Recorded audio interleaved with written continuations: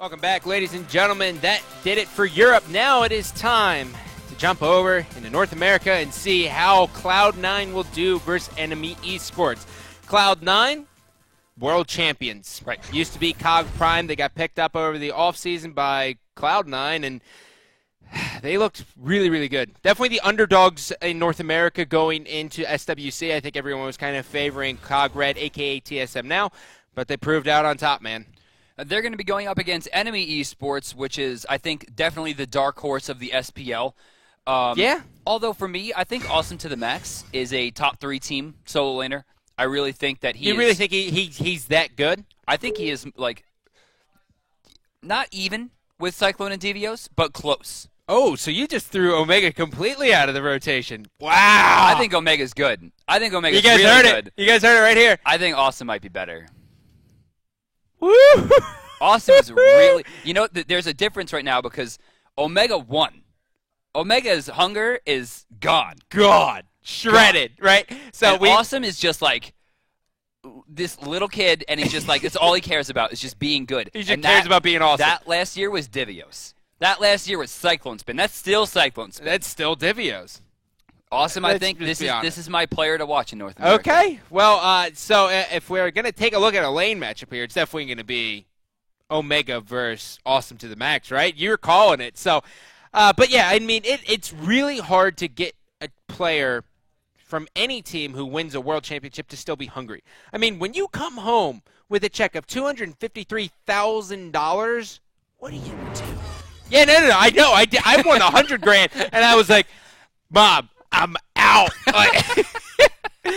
So taking a look here, Mr. Mackey is their new addition. He decided to not send us a picture, so that is why you are seeing the blank screen. That's what he looks like. Yeah, no. He's actually just a cutout.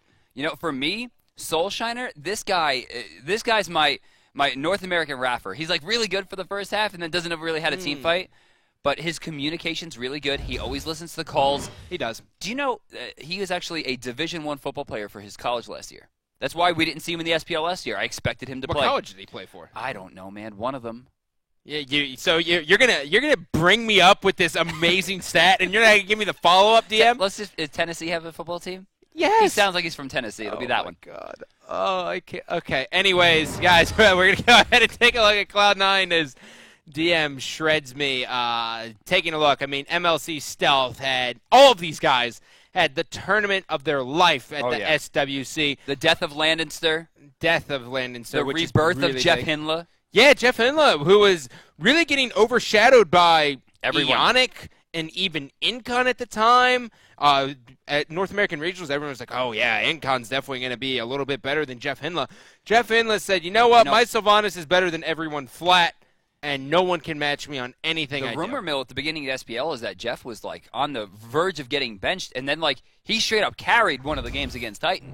Like, this guy is they're all unbelievable players. He's insanely good. They're all good. Yeah, they're all really good. Probably one of the favorite things to watch is actually Annenster play just Smite. Yeah. Right, it's not anything else. Mechanically, this guy is better than, I think, almost anyone in the game. He's good. And he's still hungry for it. You know, I was talking Isn't about that this. weird? I was talking about this on my stream when I was at PAX, saying that everyone goes into ranked and they're like super tryhards. It's all about the elo. If they don't get the elo, their lives are over, right? Andy doesn't ban. And then we'll play like Guan Jungle because he's like, yeah, I want them to play Bastet. I want to see how the matchup is. He doesn't care about elo. He doesn't care about being internet famous. He doesn't even stream. The only thing he cares about, the only thing this kid cares about is being the best damn jungler in Smite. Yeah. And so far he's done that pretty well. Yep, he's up there for sure. Cloud9 goes ahead and bans out Arachne, not wanting to deal with her either in the solo lane or in the jungle. Either way, it's both annoying. Thor gets taken out for them. Annenster, sorry, you're not getting Thor. Cupid, bye-bye, making it a little bit easier in the duo lane. And Shablanque, sayonara. So, option here to Cloud9. Do they grab a Hunter now since the top two are taken out? Do they grab Artie? Well, they could go Artemis and then counter with a Rama. Oh, no, or Athena's Ullr. available. But yeah, but Athena, Bastet are both still available. I think they're pretty much just thinking, which one do we want to grab? And no, wow, they're going to go Serket. Andy looking for Serket instead. Now, generally speaking, Bastet is a better character, but she's also a much better character from a solo perspective in terms of like her being alone, her going for ganks. Serket, on the other hand, is entirely communicative. Yeah. This is a very team-based character. So we're going to see bots picked up. Now, this could be jungle, or this could actually be solo, which we've seen a lot from. I'm not a big fan. I understand. I don't hate it because it doesn't work or anything like that. Just for the record, I hate it because I love Hunbats in the jungle. He's one of the most fun junglers to play. Period. So option over. They get Athena as well. Already looking at it, Enemy Esports is going to be able to cause a lot of havoc for Cloud9. You have now Athena coming in with just her taunt, burning beads alone. Hunbats can come in with a guaranteed Fear No Evil. Whoo! If they can grab someone like Poseidon here for their mid laner with the big burst, this team is looking really, really good. But Jeff Hinla able to secure Sylvanas. That is his god. And then Artemis as well. There you go, Barracuda. Athena is, bar none, the best support in the game. There is no discussion to be questions. had. Yep. But Sylvanas and Artemis is the best duo lane. Yeah. So the kill potential is just endless. And we'll get into the logistics of it more as we get into the game and we do the head-to-head. But 3 trap guarantees in that lane. 3 trap guarantees. You got root pole trap, you have Wrath of Terror trap, you have boar trap. They are guarantees. Yep. Bastet gets picked up. Now it is time for the banning phase. Yet again, the final ban here. Poseidon. Got to get that one taken away. They don't want that one going to stealth. Now, but that also kind of hurts them because I was thinking Poseidon would be perfect for this team comp. Yeah. Maybe Agni, though? Yeah, Agni's still on the board. Agni's Very surprising to see it make this far, but neither team has drafted a mage yet. We have 2 Guardians, we have a ton of Assassins, and a Hunter. Isis. But yeah, Isis gets banned away. Wow. Okay, so I mean, this is. I've never seen an Isis be played at that high of a level where I was like, oh yeah, you gotta ban out Isis. So option here, back over to enemy. We're probably going to see a mage pick here. They probably don't. It's gotta be. I wouldn't pick the Agni? solo here. Oh, then again, I'm sorry, they already have their solo. Agni? Yeah, I mean, Agni, Scylla. Yeah. So, okay. Oh, yeah, you don't want to give stealth Scylla. That was probably the conversation. Like, I want Agni, but I guess I'll play Scylla so that stealth doesn't get Scylla. Yeah. The issue now is that stealth gets any other mage. Yeah, he gets Agni. He just doesn't matter what he picks. It's stealth. Yeah, stealth is... The guy's god pool is like... My man plays Zhang Kuei in the mid now, which doesn't even really exist Well, he did anymore. that at Worlds, and he was Johnny knocking, bro. he was rolling through people with him. So Agni gets picked in, and then Chalk. Okay, so Chalk, we saw him do okay in the last series with Confrey. Now, Confrey has a little bit of a different play style than Omega. Omega is more... When I think of Omega, I think... Sitting at your tower line taunting? I think Sprint 3 coming in with Big Baby. I think Vamana would have been a cool pick here. I think people are underestimating Vamana. I don't think he's super strong right now.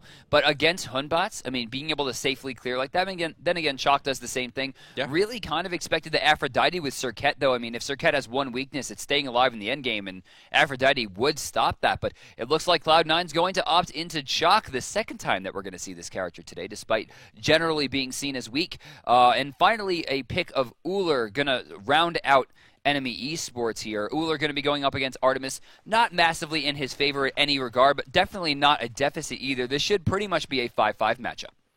So, getting ready to head into the jungle here. Let's see our first look at Cloud9 G2A in the brand new season. I'm pretty excited to see if they throw anything at us where it's quizzical, right? Where we're like, oh my god, why did they do that? Right? Because that's normally when you watch TSM and Cloud9, it's like, oh my god, they did that, didn't they? So Athena not in a great spot here. Might be caught. Yeah, she's... Wow. Nope. No one seems to be caring that she just walked around. I think I think Cloud9's so used to scrimming TSM where they see each other and they're just like, okay, jump fight, right? Yeah. Well, starting the game off here, not much going down. As you can see, the wards have been placed, but I don't think we're going to see any invasions. You know that's rule number 1, right? Invade. No, I was just kidding. Rule number 1 is don't fight the bug. Yeah, no. Rule number 2 is you should be invading every single game. There's never a reason that you shouldn't be putting wards down, spotting people out, and going for it. Early game, I mean, taking a look at the top side, both teams have double hand. At worst, Andy and Omega could just walk in and double hand blue. Same thing, Soulshiner and Awesome to the Max could go down and just double hand blue. But neither team seems to want to take the risk there, albeit maybe a very small risk. Top side, though, we are going to see Enemy Esports look for the triple camp start. Yeah, I don't mind the triple camp start. It's generally you end up just getting a little bit lower or get to the lane a little bit slower, and it doesn't feel like it's ever worth it, right? But you get good clear. Meanwhile, Omega and Anderson using the double hands, clearing out the blue buff as well as the speed heading into lane. It's going to be a tough matchup for them. Agni, a.k.a. Stealth, will go ahead and just clear out. He's sitting in there. He's going to use his Path to Flames. This is about the only time in the game where you can get away with using your dash early on. So they do get to lane a little bit late. It looks like they're only going to lose 1 or 2, actually maybe 3 creeps. In some trouble now is Mackie. There's the first of the guaranteed trap setups as Mackie takes a lot, but Barracuda actually winds up taking some himself. The issue here is that Bronx Bombers and Mackie don't really have a kill lineup if there are creeps alive, thanks to the hitboxes being able to absorb the axe from the creeps themselves. Jeff Henla still just absorbing it. He's waiting. He's waiting on the guaranteed, right? He's got the pull. The pull is going to be up in about 15 seconds, but he does have the guaranteed stun, which they could take the harass if they really want to, but they're not going to get any kind of kill. As we go ahead and move into the mid lane here, Stealth and Annenster. Annenster known for babysitting Stealth throughout the SPL and the entire Smite World Championship. He's got some guaranteed damage on Takati. Just going to go ahead and mez him out, and they're going to go back to doing their usual thing. Both solo laners have actually opted into a ton of pots, both looking for the double pot as well, multi-pot and healing potion, which you can activate at the same time for then 15 health per second, ensuring a much better rate of survival had you just had a health pot. Yeah. Hey, how does Chalk and Hunbots go? Hunbots has overhand smash and his jump getaway. Omega's got his silence and Hand of the Gods. Who wins this matchup? Is it 5-5? I guess it depends on really the jungler presence. Realistically, the early game should belong to Hunbots because his clear is just a little bit stronger, a little bit safer, depending on how much Omega decides to invest into damage. Late game, though, it depends on how the lane goes. If Awesome to the Max can gain an early advantage and get his core items online faster, it's just a better bet. You said you like him in the jungle. I honestly think his better role is solo just because Hunbots' biggest weakness is just luck. He has to get lucky to get kills. When you're in the solo lane, the luck is less of a factor. Well, speaking of luck, not going to be the case here. Jeff Henla could be caught out. Soulshiner comes in. That's going to be the Cats as well. Jeff Henla is still alive. Barracuda trying to throw down as much as he can. He has it. He's body blocking. Mr. Mack is going to be here. And it's going to be there. Oler gets one. There's Annenster getting big. That's going to be possibly a second one here. That's a good bomb. Mr. Mackey rip. And Stealth's able to get a kill, as well as Annenster on Cirquet, who's low and known for being weak early. Okay. That was curious to me. I felt like Bronx Bombers might have left that engagement a little bit too soon. He, of course, does manage to secure the kill with the hail of arrows from the backline, but honestly, had he been a little bit more aggressive, it should have resulted in a much faster and more, I think, clean kill. The reason they lost 2 there is because they didn't work as a unit, and Cloud9 was able to pick up on that instantaneously and run them down. Yep, Mid Harpy's going to Chalk here. Scylla actually using her I'm a Monster on the left camps because she didn't have the burst to take it out. Kind of what she's known for is having a pretty weak clear early on. So why not use I'm a Monster, which is like a guaranteed 400 damage early on. So looking at the Hunters here, both of them getting very close. Actually, Bronx Bombers now has enough to go back and finish Devs, but the issue is he just got back. Does he want to take another trip? Barracuda, after this wave, will have more than enough. Expect that he will be backing after this one. As we approach the 4-minute mark, we are also going to see rotations from the junglers to ensure the camps are getting taken. Bronx Bombers going deep. He might have had a mistake here, but luckily, Soulshiner's there to keep this one alive. Yep, Jeff Henla trying to just get away from the Cats. Barracuda just going to watch his support die yet again. They're taking advantage of the fact that Jeff Henla is notorious for just standing in lane and living. He's normally relies on the rotations, but what's huge about this is that Enemy Esports is now given the jungle. They can take the purple buff. They can take the blue buff. There's no way Stealth can rotate for it. Now, throughout this entire time, it's all looking great for Enemy Esports. Annenster is propelling Serket so fast through the weak stage. He's already level 7, getting ready to be level 8.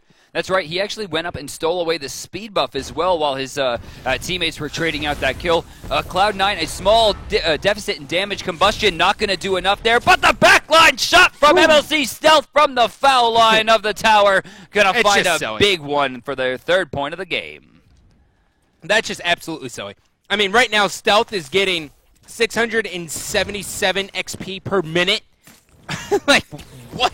He's sitting on 2 kills. He's got an assist. And actually, he has gone into Shoes of Focus here for extra cooldown reduction. Lost Artifact online as well. This could be one of 2 things. We're not going to see this turn into Rod of Tahuti, at least not just yet. Not anytime soon. This is either going to be Chronos Pendant or Doom Orb. Knowing Stealth's greed, it could be Doom Orb.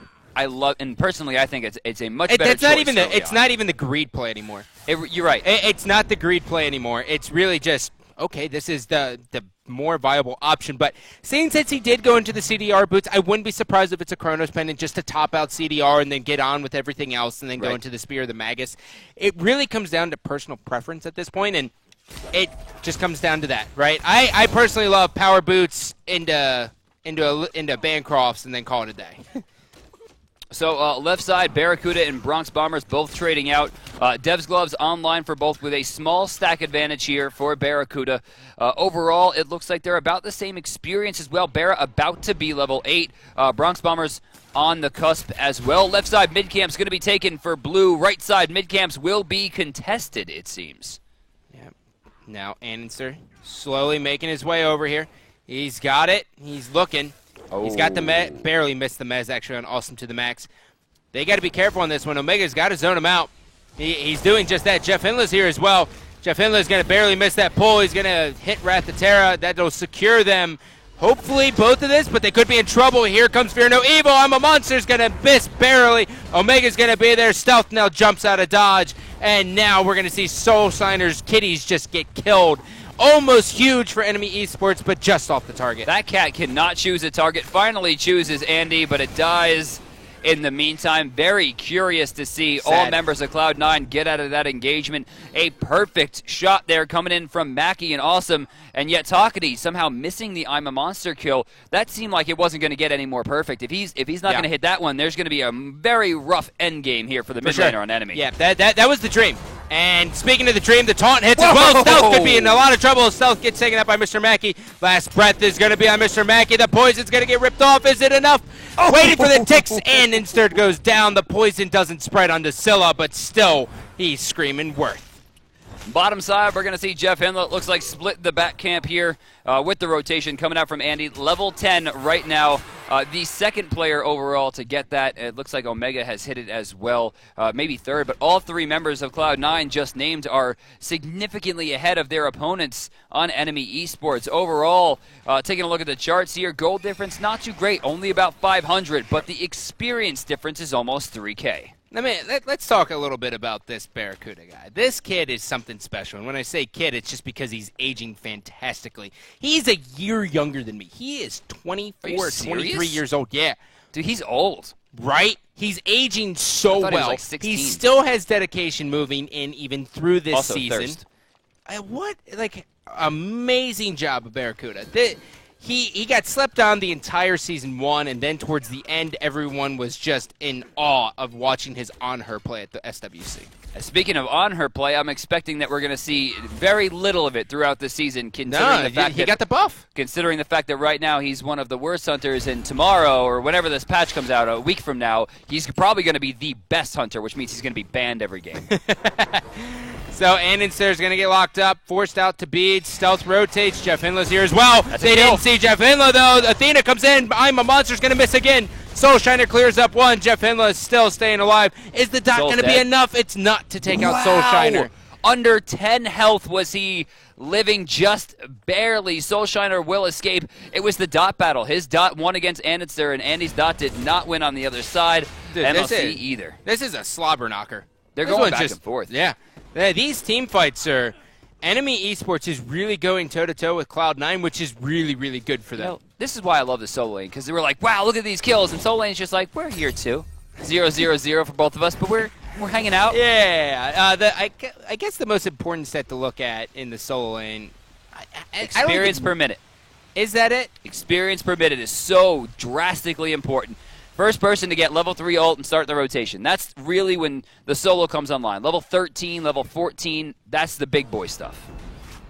Mid harps are going to be there. Chalk rotating. Chalk's X does a little bit. Not a whole bunch, though. As he's going to be forced into the lane.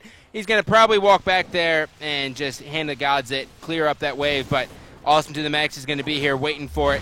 He's going to overhand smash. Omega actually has him beat by over 100 XP per minute. Yeah. And since he's got the wave shoved all the way up, he's going for the blue buff. He's got to be very careful here. Look at the baits. Oh, that was so gross. Omega throwing an axe. Not going to find anything from it. A very short cooldown. 3 seconds remain until it toss it again.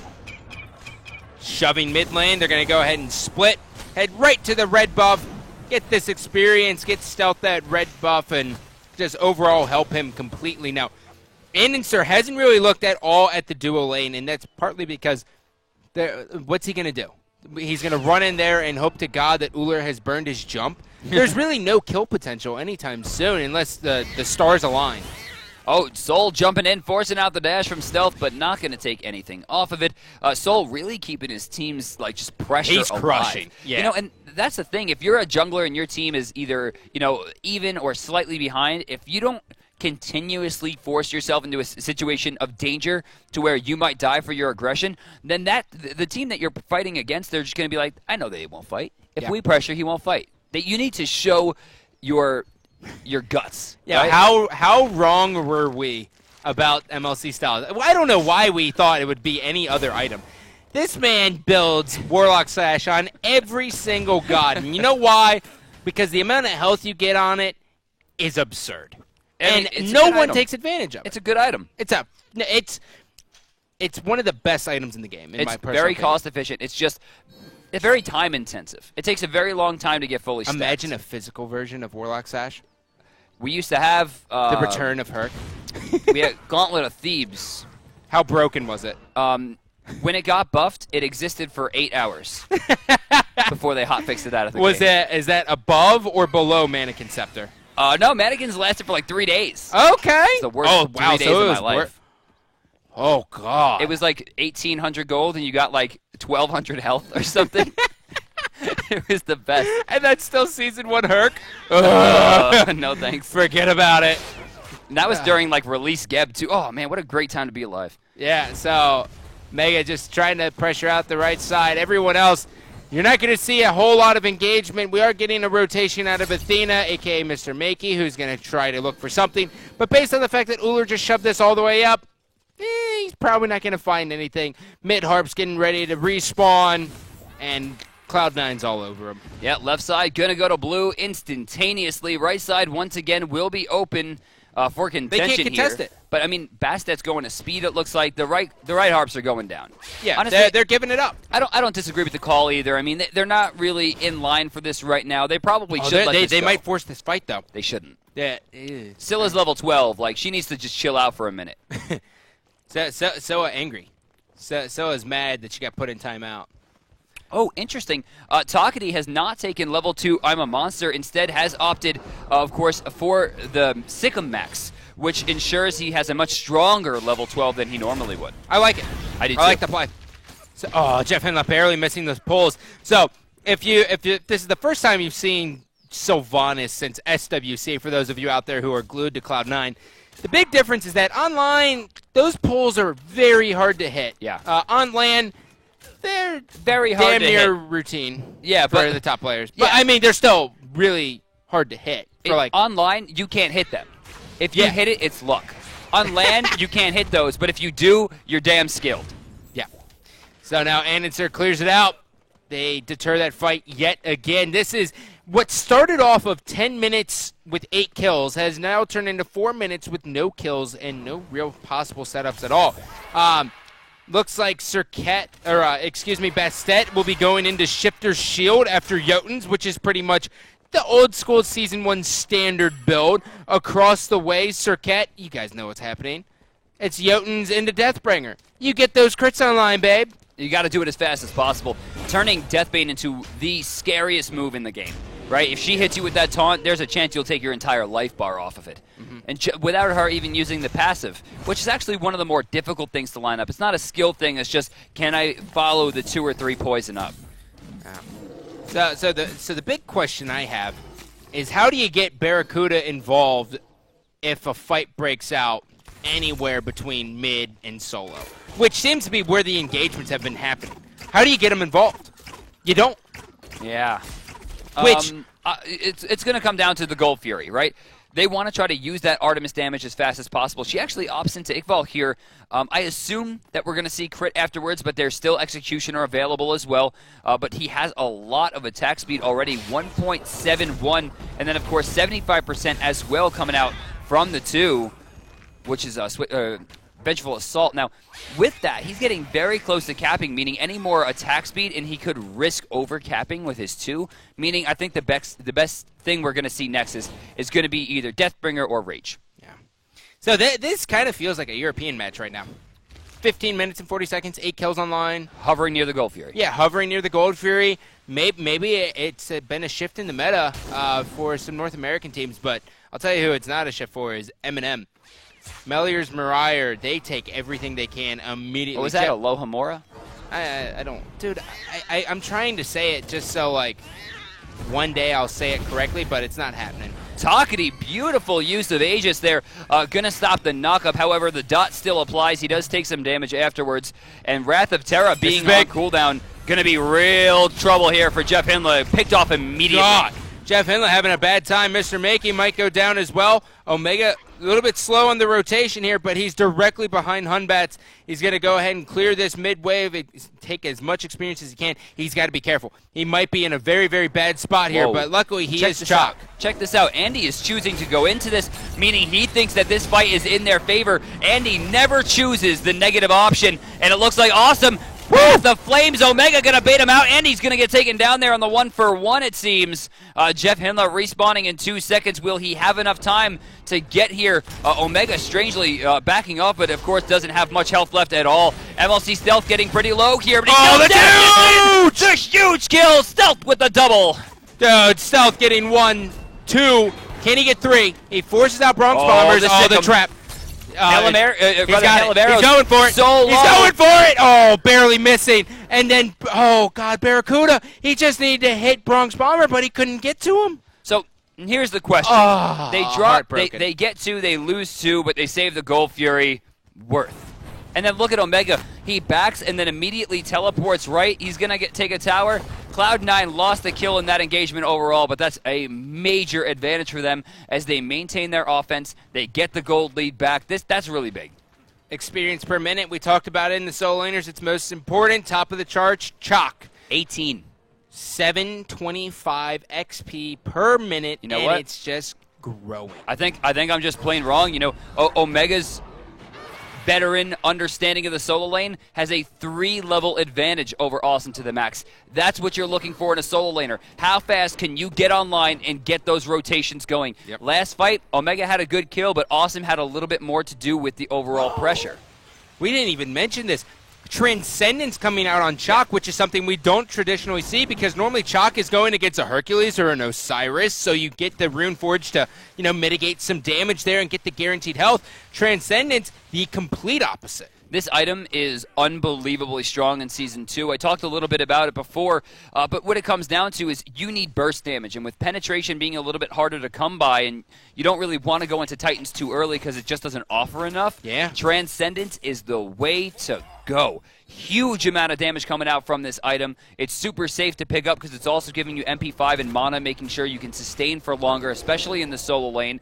And then on top of that, you don't lose your stacks when you die like you do with Heartseeker, meaning it won't ever cause you to fall behind. And in certain stealth, clearing out the wards. It's such a routine ward that's so good to clear out. Yeah, it's like whenever you buy a Sentry and you throw it right around the mid-Harpies, it's guaranteed. Madness comes down, Bastet forced to beads. They're going to try to chase a bit here, but I don't know if they have the follow-up. They have the damage on Mr. Makey. That's going to be Talkity, just delaying as best he can. Brox Bomber finds 1, though. Right there, Jeff Hindle didn't use the Hand of the Gods, trying to save it for the Gold Fury, and instead winds up hurting his team overall because Stealth gets picked off mainly by the Cats. Omega finds a kill, but gets answered back. Jeff Hinla trying to find something here, but Bronx Bombers not letting it happen. Answers back a huge amount of damage. He really needed to use that hand. That call is going to cost him unless Barrett can come up big here. Oh, Andy jumps over the wall, finds the double, and suddenly Cloud9 still alive, but look at this. Yep, this is the do. Athena's still here. Yeah, this is the do. So, Andenster, eyes on him. He's got the madness. He's got, oh my god, he's got all the poison in the world on Mr. Makey. If he can that was just... bait. That was bait. That was a huge He's going to bait. pay with his life. Paying with his life. He's down, and now they're going to be able to get this. That's 4 members down. Talkaty's the only one who's there. It was trying to bait it, but... So here's what Mackey's thinking. I'm going to let them get it really low, and then I'm going to go in and hand it. Here's what Bear is thinking. I'm going to get it to 35% to where I'm about to get it to 25% for execution, and then I'm going to kill this putz for walking in here. Well, that's a big change that is made. Before, it was these hard resets with the Gold Fury and objectives. Now it's slow over time. Right, so after their reset, they pick up the support, and they lost about 50% of the health bar, sure, but they're still getting a much more weakened Gold Fury. Huge win, even kills right now, but a 2,500 gold advantage and a 5,000 experience advantage in favor of Cloud9. What's funny about the 2,500 gold advantage is the fact that there's 2,600 gold in Serket's hand, which is Deathbringer. Oh, wow. Yeah, it's a very, very fast Deathbringer at 21 minutes. Not only is it a Deathbringer, but he's going to have another 1,000 gold on top of that. I'm assuming he's going to finish up the beads and maybe pick up another hidden dagger for the extra crit. We'll find out. Yeah. Looking for it. Jeff Hinla saw. They take it. The Cats are down, though, which is a big advantage for them. Soulshiner does not have that, so they'll continue to kind of aggress. Omega still has the pressure. Level 20. Hunbats cannot really get anything going. He's level 17, 3 levels behind. Mid lane, though. Soulshiner's it's down. about to happen. I'm a Monster going to be activated here. Who's he looking for? He'll send some damage to the way of Jeff Hinla. Not enough to finish him off, but the crush, however, really big damage. Talkity finds a kill onto the support. They also end up picking up stealth in that engagement, so Enemy really showing signs of life here. Yeah, and Enemy's doing a good job at going toe-to-toe, and the one thing that's really unique that they're doing is they're just penalizing Jeff Hinla. Jeff Hinla's a little bit out of spot, and they're like, burst him. I'm not worried about it. Burst him. You know, Sylvanas has 2 options with his ultimate. You use it to get a kill, or you use it to stay alive. So far, we've just been seeing him use it. What is he going for here? He's got the Sovereignty online, Jeff Hinla. Sure. And now he's got the Steel Mail. Is this going to be a Mystical Mail? I think it's a little bit too late for Mystical Mail. Yeah, right? For me, this could be one of 2 things. I think it's either going to be, or obviously there's only 2 left. Hiding the Nemean Lion will give him a certain amount of defense, but honestly, I think his best bet is going to be Midgardian Mail. This will actually apply slows and attack speed slows, RNG-like, about 25% I think it is, to anyone auto-attacking him. You look at Humbots going for auto-attacks. You're looking at Uller. All he does is auto-attack, and then, of course, Bastet will try it as well. He's got a stun. Right. Okay. Don't you just throw Uller into the ground like that. Well, actually, hold on. I'll let you know. Yeah, no, you can't. He's got Survivor. He's got Survivor Uller. It's the best skin that Uller's got by far. It's his only skin. Stop. Come on. You got gold and diamond. not in tournament, you don't. Ogden going to go ahead and split some camps here with Serket. Really, it's a very, very passive play, which is something which is going to be interesting to see if Cloud9 brings that same kind of thing. Keep in mind, guys, they have a doubleheader versus TSM after this. 4 TSM games. does not play slow. No, they don't. They are gas pedal boys. Divios is like, I have teleport. Coming over, guys. Eyes have turned to the left lane, though. Looking for it. Look at the grouping here. Andy, and that's such good bait. So one of the things there that's like a small little mental game is they go in the general area where a ward could be, and then if there's a rotation there, they go, okay, sentry ward there. We'll clear it up. Omega now facing off against 2 does get tagged by the Sikkim. Doesn't take a lot of damage, however, for it, even with the crush. And look at the Rain Dance immediately forcing Awesome back. There's no trouble. Chalk super tanky right now. And it looks like they're going to send more damage here into the mid lane. Stealth going in a little bit too hard there. Wrath of Terror going off. They're getting a pull onto Soulshiner, and there come the Cats. Yep, Cats are out. Meanwhile, Omega was still annoying on the backside. Cats are on Jeff Hindla, of all people. He's having a rough time, but the Cats aren't doing nearly enough to him. Omega's healed up with Rain Dance. He's throwing axes. He's got the minions here as well. He's going to teleport. Oh, look at Stealth. Beautiful two-stun. Mr. Makey taking a lot. There's no real follow-up. He's going to hit him with the repay. That's really big there. Jeff Hindla getting sent out. Omega taking a lot of damage here. Is likely going to go down. He fears no evil, but he does, however, fear Bastet. Picking up a huge kill there. Talkity falls, but they trade for 3, and they somehow keep their tower alive. What's huge about this? Gold Fury in 20 seconds. Jeff Hindla way too low. 28 seconds. You got to remember for the time it takes for Bay to get ready. It's getting fixed. It's so frustrating. She's like, is it blinking? Oh my god, it's like 40 seconds. Like, please. Yeah. That's a good point. I think it'd just be cool if you could shoot her in the air, right? Right, just get her down. Yeah, if you could just like shoot her down. You should be able to a Wheelix pull. Oh. Get down here. Oh, so then she instantly becomes the best? Yeah, right. She'd be great, man. So Gold Fury will be started up here. There's no way in hell Cloud9 contests this. There's way too much burst on the side of enemy esports. They're going to be able to shred through this. And meanwhile, Cloud9 goes, okay, we're getting a little bit ahead of ourselves here. Let's take our buffs. Let's reset. Do what we do best. So get Barracuda level 20. For me, I think there was a big difference between enemy esports' attempt at the Gold Fury and what Cloud9's would have been. And that's, they didn't need 4 people plus Cats trying to burn down that Gold Fury. There was experience in left, there was experience in mid, there was a back camp.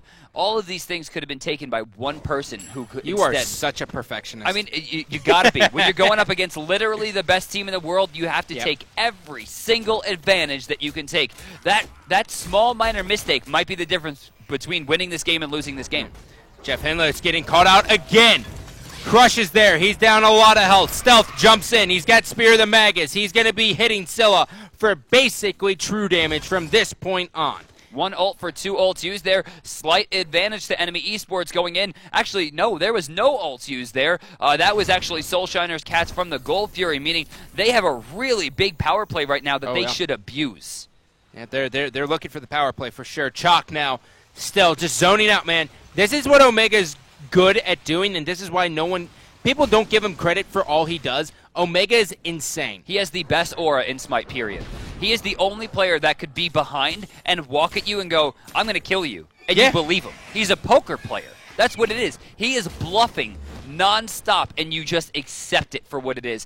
And while he had the same thing kind of going on in Halo back in the day, but he died. You can't bluff in Halo. I would BRs pointing I would at you. see him like grab a sniper and kind of like poke, and I was like, there's your face. But he's very good at it. I mean, he's great. It's all about confidence. You know, and for me, that's why I don't think his taunting is insanely BM. You know, when a lot of players taunt, it seems like they're taunting. When he taunts, it's the innate version of a taunt. It's like a World of Warcraft taunt. It's a provoke. He intends to. That's a provocation. Perfect analogy for him. 4 people grouping for enemy esports over by their speed buff. Are they going to commit on Omega? Overhand smashes here. Omega is now looking at 2 players, possibly 3 and 4 when they get rotating. Here comes Scylla. Scylla now here as well. He's still alive, baiting time for his teammates. He's telling them, guys, don't come. I'm dead. You know, that's rough, too, because usually when there's a rotation to solo, you take the Gold Fury, you take mid, but they didn't really have a line to anything there. That's just an absolute gain for enemy esports, who at 28 minutes has a 4-kill advantage over world champions Cloud9. Now, look at the comparison in the mid laners, right? Stealth, Spear Magus, 100 stacks on Warlocks. Talkity, 72 stacks. Spear Magus, almost done with Bancrofts. He's 3-2-11. Stealth is 4-5-5. Stealth, he needs to bring the damage, but the problem is that he doesn't have any of his setup because Jeff Hindla's dying instantly. You know, Talkity didn't have a great early game. Missed a huge kill to start the game off, which could have put Stealth farther behind, but he does manage to maintain a lead at this stage of the game, 29 minutes deep. No Fire Giants just yet. A Gold Fury in the pocket for each of the teams. But Talkity, remember, is Scylla. Now, while I definitely think that Stealth is the better player overall and has a better chance of providing a little bit more strength in the end game, Talkity is Scylla, which means if he hits one ability, the game could just end. One good Sikkim 2 or 3 man sick 'em, or an I'm a monster reset, or a big crush onto 4, and the game is over. Stealth has that kind of same thing with one big stun, but him getting a big stun from the back line as Agni is not going to be as easy as one I'm a monster getting hit onto a CC target. Yeah, for sure. So Stealth now pushing out. He's going to be working with Annenster and Jeff Hinla. Jeff Hinla, you know, he hasn't hit the pools. We can chalk it up to online, but he just hasn't hit them overall. He's got Midgardian Mayo giving him 350 health plus 60 physical protection. Chalk actually has the exact same thing, as well as level 3 teleport. So the global presence is going to be there. His teleport is going to be down for 70 seconds, which, you know, Gold Fury's coming up, but I don't know if that's going to be the big point here. If right now, if you all in a Gold Fury, people are just going to take the Fire Giant. Right. It's 30 minutes into the game. We are getting pretty late here. It's surprising to see that Enemy, and you know, I don't mean this offensively. I mean, these are the world champions, but it's surprising to me to see them not only last this long, but to have a lead at this stage. Yeah. Well, Blink comes in. Pull misses. No. Beads, great job. No, Bulls. Sorry, there wasn't Beads. That was Magi's. He actually hit the pole. Oh, Magi. Jeff Hinla, the god. Jeff Hinla, the god. I thought he just preemptively hit Beads, which that's what I do when I see a Blink. So It's like, no thanks. I'm like, nope, I'm not going to risk 90 this. seconds is worth this. See you later. It's not. Gold Fury on left. Bronx Bombers hovering. Gold Fury's coming down here, is ready to go, but Andy waiting in the wings. Magi's Blessing activated as well. No real threat whatsoever. It looks like they get a spot out of the Sentry Ward on the left side. He's actually going with a Wing Blade as well, so he doesn't have to deal with any of the slows anymore. And Inster goes, you know what? I got the Magi's. Going to get the Wing Blade. Then, if this game still goes on, I'll sell Bumba's Mask, and I'll get something cool like, I don't know, a Malice. I still think Wing Blade is top 3 items in the game. You think You can Wing Blade literally top 3? build it on everyone except for Hunters. And even then, Hunters aren't like, this is the worst item. It's just like, I don't really want this as much as Crit or something else, you know? Yeah, that's a good point. But every other class benefits greatly from the item. Gold Fury started up, gets reset. Here comes Austin to the max. He jumps in. Jeff Hinla barely missing that pull. He's zoning him out greatly, though. That's huge. Wrath of Terra hits. Austin to the max comes in. Barracuda gets hit by the taunt. There's no follow-up. Bronx Bomber gets one. Barracuda gas pedals. He's in there. I'm a Monster's going to do half his health. For some reason, he's on the support. Bronx Bomber gets another one. There's a double. Bronx Bomber still looking, and Bastette's going to live. And now she's going to run in. Stealth gets another one here, and now it comes down to Andenster versus 3 people. Andy might be in trouble. Deathbane has been used. Ambush back off cooldown. Should be able to escape from this one. He jumps in. Ambushes over the wall just to trade out Takani. Runs away here. No. Andy's running out of time, though. Deathbane back off cooldown. God, is she slippery. Andy should be able to escape. The chase should not be spent here. They either need to take the Gold Fury or the Fire Giant. There is no question. Yeah, and Inster goes, well, there's one thing I'm saving, and that is my speed buff. Oh, the junglers love their speed buff. Fire Giant started up. Is Andy going to make... No. No, there's They no got way. it. They melted it. No pun intended. They destroyed the Fire Giant. And Inster looking to try to get someone lazy back in there. Spotted him. Was afraid of it. Backs up. Calls out. Everyone on their team is hitting T, seeing the charts, and they go, wow.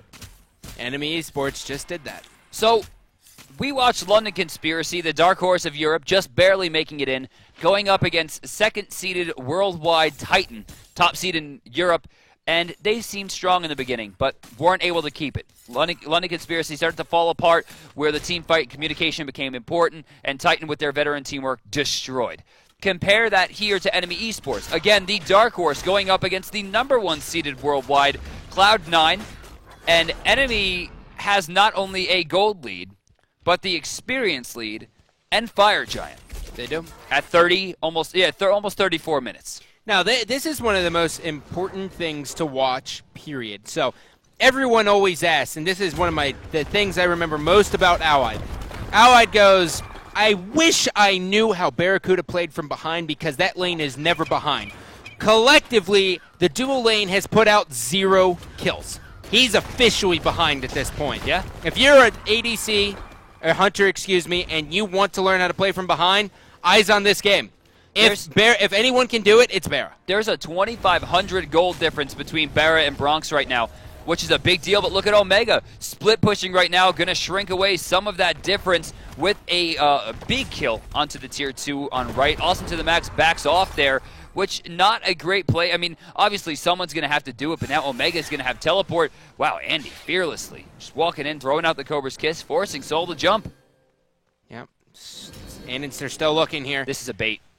Yeah, Omega's baiting them so badly, they're not going to be able to kill him. He's teleporting out. Peace. Later. And now you can see the pings go down.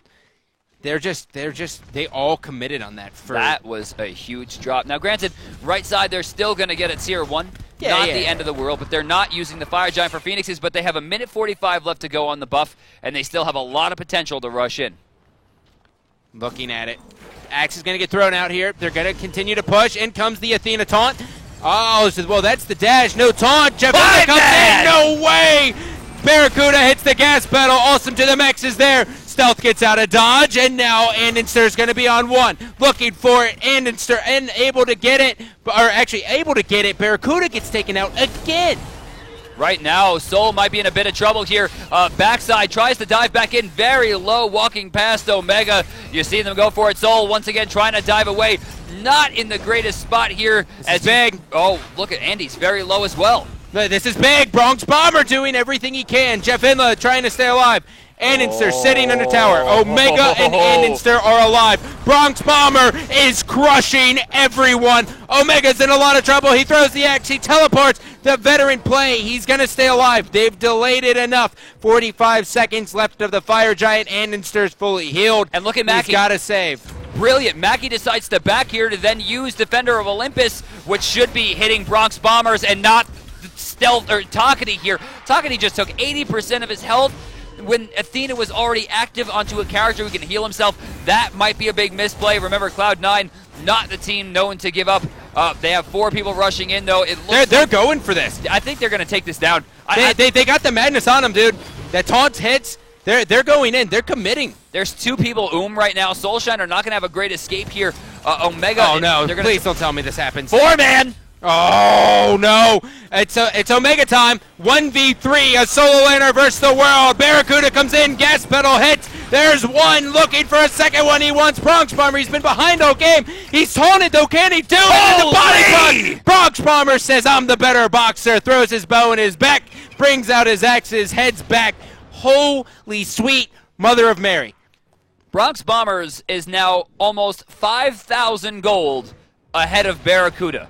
He is half of their entire gold. He's 15-2, DM. Spreading. Absolute destruction. 15-2. And it's funny, week 1 of qualifiers, I looked at Uller and I go, well, he should be played more. And everyone goes, no. Uller spreads. The issue is he loses very, very badly to Cupid. Yeah. You got to ban out Cupid. Yeah, so with him down, I mean, he also usually doesn't do great against Artemis. But what's that? What are you looking at here, babe? You tell me if you see it. We'll give you a minute. You at home. We're fine. I see Bulwark. Nope. You're looking in the wrong spot. Cold. Who? Cold. Cold? Yeah, you said you were looking at Bulwark. You're cold. Cold. I hate you right now. Tell us. Still cold. I'm not seeing anything that sticks out. Game's over. 3,000 pot for Bronx Bombers. Oh, come on. I was looking at items. I told you cold. 3,000 pot right now. He is current. That's a fun game. We got to keep doing that. Oh, that was great. I had a good time. Yeah. So Bronx Bombers has 210 damage. 3,000 pot is a 25% increase to your physical power. Oof. It's going to add 50-something. All right, so look, this is the thing, viewers at home. This is all that matters. If you're watching, if you're brand new, this Fire Giant will make or break the game for Cloud9. Cloud9 not only has to secure the Fire Giant from them, they also have to prevent themselves from dying. Magi's is down on Jeff Hinla. They must kill Bronx Bombers. That is not a question. He can end the game alone right now. Oh, this is huge. Jeff Hinla got the Mr. Makey Magi's blessing as well. So Magi's are down on the supports. No one has started this up yet. It's all going to come down to it. Andenster's going to go back. They might start this up. The taunt's going to hit. Bede's already gone. Omega now. This is going to be a 3-on-5. Waiting on Andenster to get here. Barracuda's able to win one, though. Omega now turns around. He's in the middle. He's like, bring it on, boys. I want to bring all of the thunder. Bastet is going to jump right into Andenster. Andenster's not going to mess this up. Looking for the point. He got it. That's the poison. It's going to spread. She's going to go. Down she goes. Omega still alive. Omega looking at Athena. The double stun. He's still going. Takagi finds one. It's a 2-on-2. Will Omega be able to come out on top? The answer is he doesn't care. Their Titan is taking damage. It's at 65%. There was no reason for Takagi to allow either of them to escape. Not only did Takagi use his ultimate way too soon there, but he completely whiffed it, and then he let them just walk away. Had he chased them down, there was a good chance he would have picked off either one of them, even trading himself out at this point. For the way that he's been playing and the damage that he's been putting out, it's probably a better idea for him to just trade his life out and keep them locked down. 27k on Scylla, probably not high enough. No. With how far ahead his team is and the fact that they had a Phoenix down, he needed to do something there, and they didn't get it done.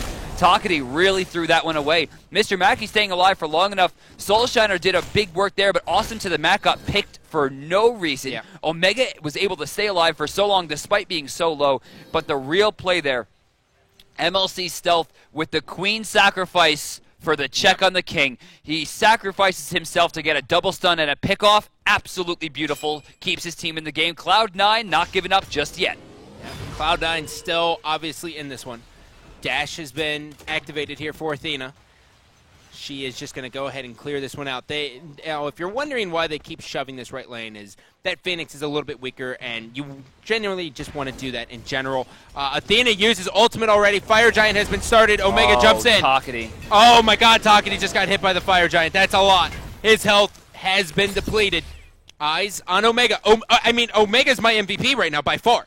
He's done everything. This is the best Omega has played, I think, period. It's all the arena he does on his streams. Moving forward. Jeff Hinla, Athena goes right in, and now we're looking at it. This might be a kill. Soulshiner's going to go down. This is going to be a 4-on-5. The poison! Evil the as poison! Well. The poison spread to the mid camps. It's on Austin to the max. Takagi gets picked off. He used the ultimate this time too late. Oh my God. No, he ran right into Anderson. This is now Fire Giant. 5-on-2 is how it stands. The prioritization wasn't there for Enemy Esports. They were there throughout the entire game, but it failed on the communication. You can't be caught in a 1v1 versus Serket. It's death. Are you kidding me? This is Cloud9. a colossal throw.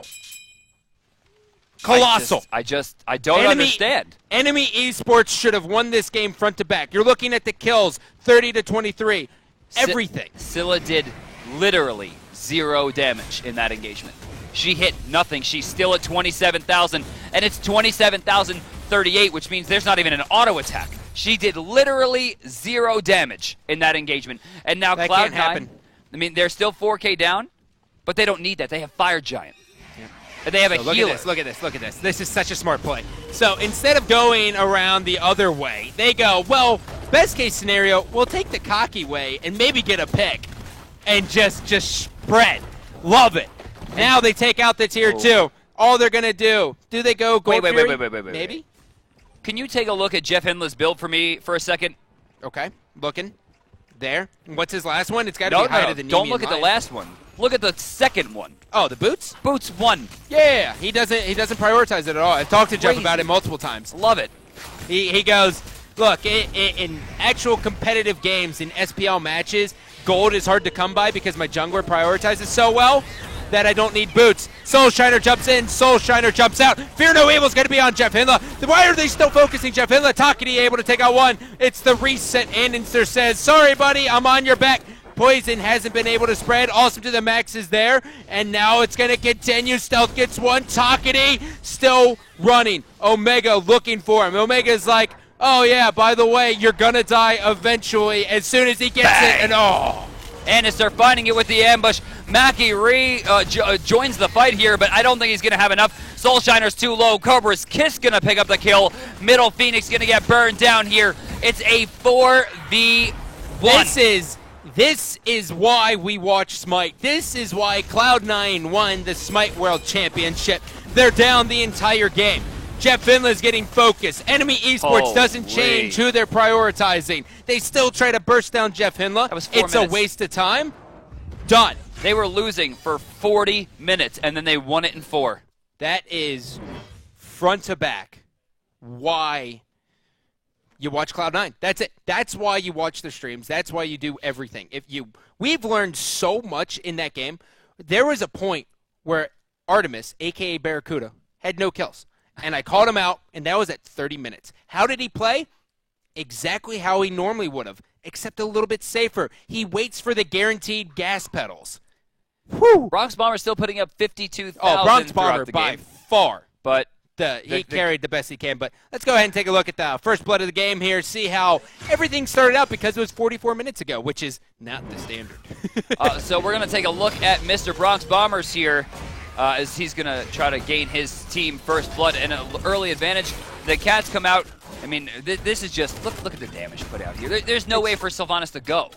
Yeah, I mean, Sylvanas is going to die, and that's just one of those, Michael Jordan fadeaways. That didn't spell the whole story. It did. I mean, he was. It's not.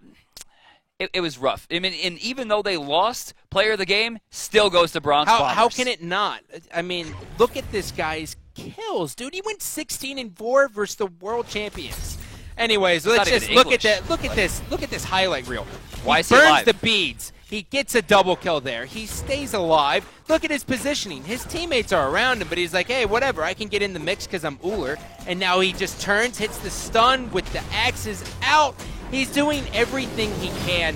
I'm not going to walk through everything because it's just, there's a lot. It was perfect stance dancing, too. You'll see that he is switching repeatedly to make sure that he's spacing himself well. He's always keeping himself just outside of melee range. As a hunter, of course, you do want to be far back, but his positioning is very smart because he knows he's ahead. He knows he can outbox. So by staying close enough to bait a melee character to think that they could get in, it allows him to repeatedly stay in. And I love his use of axe stance to ensure he's gaining extra life stealing. God, I didn't even see that one I didn't see before. that either. That is, holy God.